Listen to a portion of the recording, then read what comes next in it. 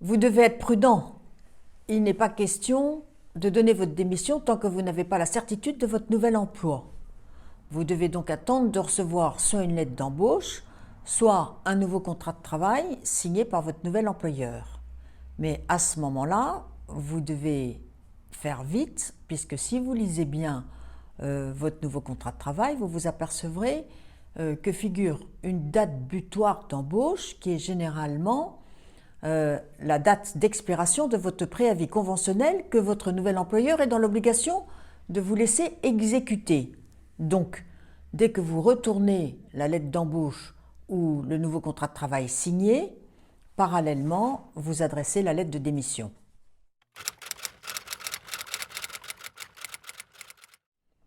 Vous pouvez prendre un risque important.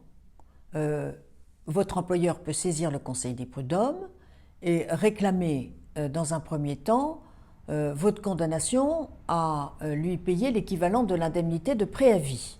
Mais si vous lui avez causé un préjudice particulièrement important du fait de votre départ précipité, parce qu'il se plaint de désorganisation de l'équipe ou d'un discrédit auprès de la clientèle ou d'une perte de chiffre d'affaires, à ce moment-là, il pourra obtenir que le Conseil des prud'hommes vous condamne à des dommages-intérêts qui seront assortis au préjudice que vous lui aurez créé.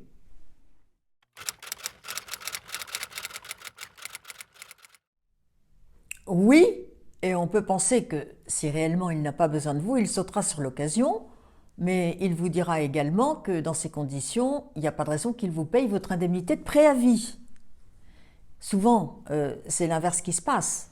Quand vous avez un salarié qui démissionne, s'il exerce des fonctions sensibles, par exemple des fonctions commerciales, l'employeur craint les risques de concurrence et il prend l'initiative de dispenser le salarié démissionnaire de son préavis. Mais à ce moment-là, bien entendu, il est tenu de lui verser l'indemnité correspondante jusqu'à l'expiration du contrat de travail.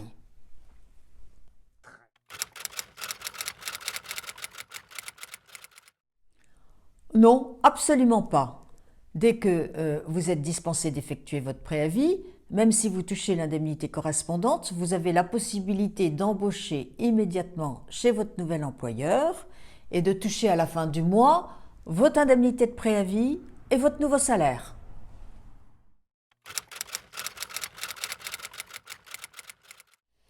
Votre employeur doit vous laisser à votre poste habituel. Même s'il a trouvé immédiatement votre remplaçant, il ne peut pas, sous prétexte qu'il veut rentabiliser votre indemnité de préavis, vous affecter à un autre poste ou à une nouvelle mission. Il est à ce moment-là dans l'obligation de vous dispenser d'effectuer votre préavis et de continuer à vous verser l'indemnité correspondante.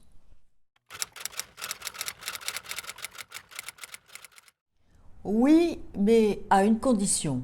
Il faut que dans le cadre de la période d'essai de votre nouvel emploi, ce soit votre nouvel employeur qui prenne l'initiative de la rupture. À ce moment-là, vous toucherez le chômage. En revanche, si c'est vous qui rompez votre période d'essai, ça sera considéré comme une démission et vous ne pourrez pas bénéficier des indemnités chômage.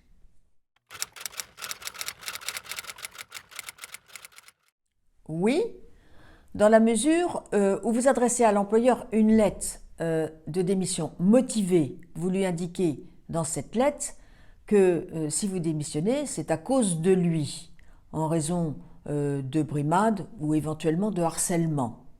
Et vous lui indiquez également que vous vous réservez de saisir le Conseil des prud'hommes pour demander la requalification de votre démission en licenciement fautif. À ce moment-là, deux possibilités. Soit vous gagnez, le Conseil des prud'hommes requalifiera votre démission en licenciement fautif et vous obtiendrez votre indemnité conventionnelle et des dommages-intérêts supplémentaires. Si vous perdez, à ce moment-là, ça sera une requalification en démission, mais vous ne prendrez aucun risque puisque vous aurez accompli votre préavis conventionnel.